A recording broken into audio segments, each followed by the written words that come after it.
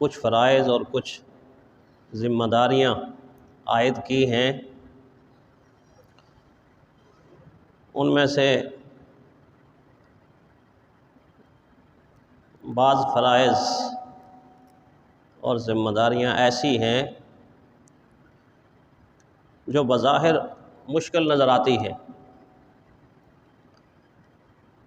لیکن یوں ہی انسان کا، مومن کا ایمان ترقی کرتا ہے، ایمان مضبوط ہوتا ہے، اللہ تعالیٰ کی ذات کے ساتھ مومن کا تعلق مضبوط ہوتا ہے، تو وہی عمل جو انتہائی مشکل نظر آ رہا تھا وہ اتنا آسان لگتا ہے، آسان معلوم ہوتا ہے کہ انسان کے اندر کی، دل کی اور ضمیر کی آواز بن جاتا ہے، اور اس عمل میں پھر انسان کو وہ لذت، وہ سرور، وہ مزہ آتا ہے، وہ لطف آتا ہے کہ انسان اپنی زندگی کا سب سے بڑا مقصد اس کو قرار دے دیتا۔ ایسے ہی اعمال میں ایک عمل جس کا حکم قرآن حکیم نے اہل ایمان کو دیا وہ جہاد فی سبیل اللہ ہے۔ یہ عمل اتنا مبارک ہے، اتنا برکت والا ہے، اتنا عظمت والا ہے کہ قرآن حکیم نے لفظ جہاد کو مختلف صیغوں اور مختلف انداز کے ساتھ 484 مرتبہ 484 مرتبہ قرآن حکیم نے اس لفظ کا ذکر کیا، اور اس کو ایسی عبادت قرار دیا، ایسی عبادت قرار دیا کہ تمام عبادات جتنی بھی ہم کرتے ہیں، نماز، روزہ، حج، زکوٰۃ، صدقہ، خیرات، تلاوت، ذکر، اذکار، اس طرح کی بہت سی عبادات جو ہم بجا لاتے ہیں، ان عبادات کو پیارے پیغمبر صلی اللہ علیہ وسلم نے اس سطح پر رکھا، اس سطح پر رکھا، اور اس سطح پر رکھ کے فرمایا ان تمام اعمال کی چوٹی، ان تمام اعمال کا سر اگر کوئی عمل ہے تو وہ جہاد ہے۔ کیسی عجیب مثال دی، دیکھیے، عجیب اس لیے ہے کہ انسان کی ایک باڈی ہے، اس باڈی میں سے اگر اللہ نہ کرے کوئی اعضا کاٹ دیا جائے یا کٹ جائے تو انسان کی زندگی باقی رہتی ہے۔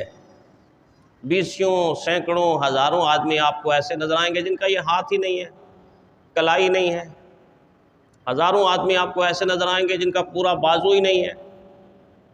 ہزاروں انسان آپ کو ایسے نظر آئیں گے جن کے دونوں ہی بازو نہیں ہیں، کچھ انسان آپ کو کھاتے پیتے زندگی بسر کرتے ایسے نظر آئیں گے جن کی ایک ٹانگ نہیں، جن کی دونوں ٹانگیں نہیں، ایسے انسان بھی آپ کو نظر آئیں گے۔ کوئی بینائی سے محروم، آنکھیں نہیں ہیں، زندگی چل رہی ہے، دانت نہیں ہے، زندگی چل رہی ہے، پاؤں نہیں ہیں، زندگی چل رہی ہے، ہاتھ نہیں ہے، بازو نہیں ہے، زندگی پھر بھی چل رہی ہے۔ لیکن کوئی انسان آپ ایسا نہیں دیکھیں گے، نہ اس سے پہلے کسی نے دیکھا ہے، کہ اس کا سر نہ ہو، اس کی گردن سے اوپر یہ سارا سر ختم ہو گیا ہو اور وہ زندگی گزار رہا ہو، ایسا انسان نہیں۔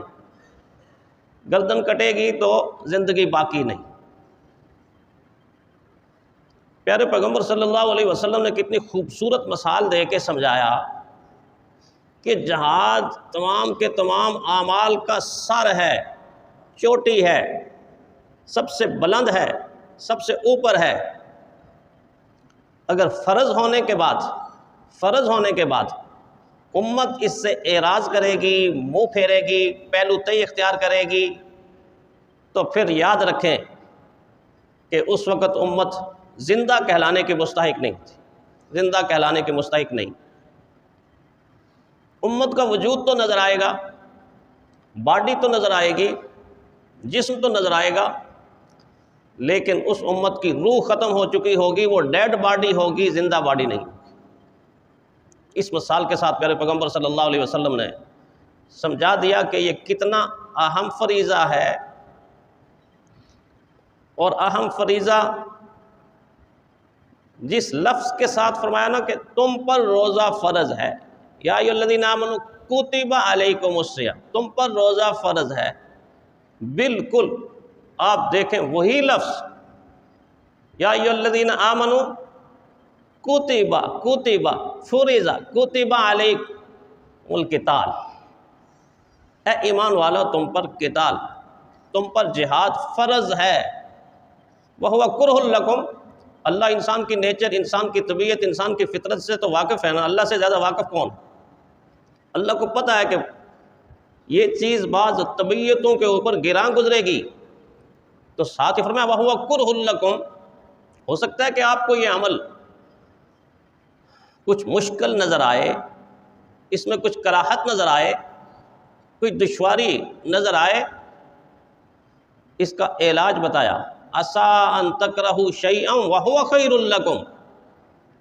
ایسا بھی تو ممکن ہے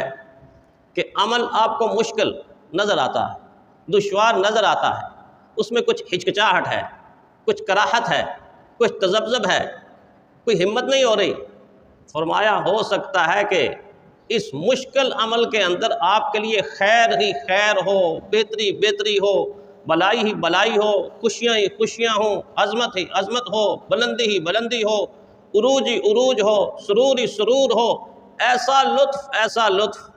کہ جب تمہیں وہ لطف میسر آ جائے تو تم ساری دنیا کی نعمتوں سے بے خبر ہو کر اللہ سے یہ عرض کرو، اللہ اس جیسا مزہ جنت کے سوا کہیں بھی نہیں ملے گا، اتنا بڑا پر لطف عمل ہے۔ مجھے آپ کو یہ بات سمجھ اس طرح نہیں آتی جس طرح پیارے پیغمبر صلی اللہ علیہ وسلم کے شاگردوں کو سمجھ آئی، صحابہ کرام کو سمجھ آئی، حضور کے قدموں میں بیٹھنے والوں کو سمجھ آئی، اتنی سمجھ آئی کہ چھوٹے چھوٹے بچے جب بڑوں کے ساتھ کھڑے ہوں تو بڑوں کا قد یہ نظر آئے اور چھوٹوں کا قد، یہ چھوٹی انگلی دے اتنا نظر آئے، یہ بڑا نظر آئے، یہ چھوٹا بچہ نظر آئے، لیکن اس چھوٹے بچے کو جہاد کا لطف، جہاد کا سرور، جہاد کی لذت، جہاد کی خوشی، جہاد کی عظمت اتنی سمجھ آ جائے، یہ چھوٹا بچہ اپنی ایڑیاں اٹھا لے اور پنجوں کے بل کھڑا ہو جائے، اور پنجوں کے بل کھڑا ہو کے اللہ کے حبیب، اللہ کے نبی کو کہے دیکھیں میں اس کے برابر آ گیا ہوں، میں بھی بڑا ہوں، مجھے بھی اجازت دیں میں جہاد میں جاؤں۔ کیا عالم ہوگا، کیا دور ہوگا کہ ایڑیاں اٹھا کے جہاد میں جانے کی اجازت مانگی جا رہی ہے۔ اس دور کو دیکھیں اور آج اس دور کو دیکھ لیں، وہ ایڑیاں اٹھانے کا دور، سر کو اٹھانے کا دور، سر بلند کر کے اکڑ کر کہا جاتا تھا میں مجاہد ہوں، میں جہاد کے لیے تیار۔ آج یہ دور آ گیا ہے کہ ایڑیاں اٹھانا تو دور کی بات ہے، ہماری زندگیوں سے یہ عمل اتنا نکلا، سلیبس سے نکلا، نصاب سے نکلا، سکولوں سے نکلا، کالجوں سے نکلا، یونیورسٹیوں سے نکلا، آپ کی اسلامیات سے نکلا، اور قرآن حکیم تو ویسے ہی ہماری زندگیوں سے نکل کے آج کا جوان سر اٹھانے کے بجائے سر جھکا کے چلتا۔ سر جھکانے کا تو یہ ایک ہی مقام ہے جہاں آپ بیٹھے ہوئے، یہاں حکم ہے کہ سر کو جھکاؤ، زمین پر رکھو، پیشانی کو یہاں رکھو اور اللہ کی عظمت کو بیان کرو۔ میدان جہاد میں تو سر کو اٹھانے کا حکم ہے، سر کو بلند کرنے کا حکم ہے، اکڑ کر چلنے کا حکم ہے۔ اس دور میں مجاہد اکڑ کر چلتا تھا، اس زمین کے اوپر زلزلہ برپا ہوتا تھا، ظلم کے برج کپ کپی طاری ہو کر نیچے گر جاتے تھے۔ آج امت کا جوان، اس کے اندر سے وہ سپرٹ نکل گئی،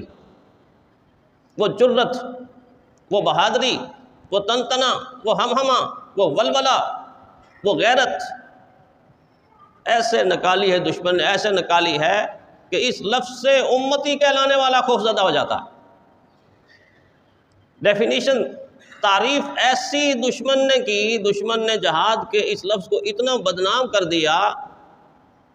کہ ظلم کے نظام کا وہ لفظ جو ظلم پر بولا جاتا تھا وہ جہاد پر بولا جانے لگا۔ مجاہد کو دہشت گرد کہا جانے لگا، جہاد کو دہشت گردی کا کہا جانے لگا۔ یہ دہشت گرد ہے، یہ دہشت گردی کر رہا، اور اس نظریے کو پوری امت کے ذہنوں کے اندر سرایت کر کے اندر اتار دیا گیا، جس کی وجہ سے پھیلی ہوئی 1.5 ارب امت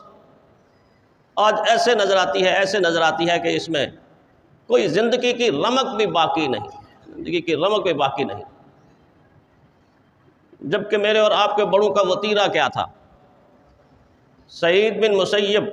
رضی اللہ تعالیٰ عنہ جب مجاہدین کے ساتھ نکلتے ہیں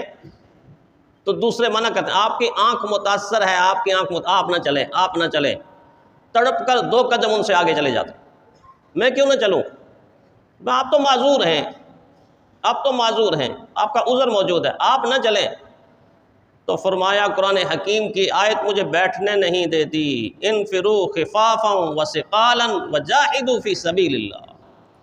لوگوں تم اگر ہلکے ہو تب بھی نکلو، بھاری ہو تب بھی نکلو، ہر حال کے اندر اللہ کی راہ میں نکل جاؤ۔ فرمایا قرآن حکیم کی آیت مجھے بیٹھنے نہیں دیتی، مجھے بیٹھنے نہیں دیتی۔ عبداللہ ابن مکتوم رضی اللہ تعالیٰ عنہ نابینا صحابی ہیں رحمت کائنات صلی اللہ علیہ وسلم کے، جب لشکر تیار ہوتا ہے تو سب سے آگے بڑھ کے ضد کرتے ہیں کہ جھنڈا مجھے دے دے، جھنڈا مجھے دے دے، میں آگے آگے چلوں گا۔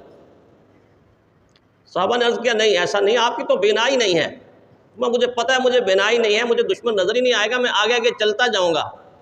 اس کے جب تیر آئیں گے تو میں ڈھال بن جاؤں گا، ڈھال، آپ تک تیر نہیں پہنچے۔ کیوں ایسا تھا؟ ان کو پتہ تھا کہ بظاہر یہ تیر جب انسان کے جسم میں لگتا ہے، فوارے پھوٹتے ہیں خون کے، دنیا کی آنکھ دیکھتی ہے، بڑا دردناک منظر ہے، بڑا دردناک منظر ہے، لیکن یہ مجاہد کو پتہ ہے کہ اس منظر میں جو لطف ہے اور جو سرور ہے وہ یا وہ جانتا ہے یا اس کا خدا جانتا ہے۔ اسی لیے تو اقبال نے کہا نا، الہی یہ تیرے پراسرار بندے جنہیں تو نے بخشا ہے ذوق خدائی، 2 نیم ان کی ٹھوکر سے صحرا و دریا، پہاڑ ان کی ہیبت سے دم بر میں رائی، اور شہادت ہے مطلوب مقصود مومن، نہ مال غنیمت نہ کشور کشائی۔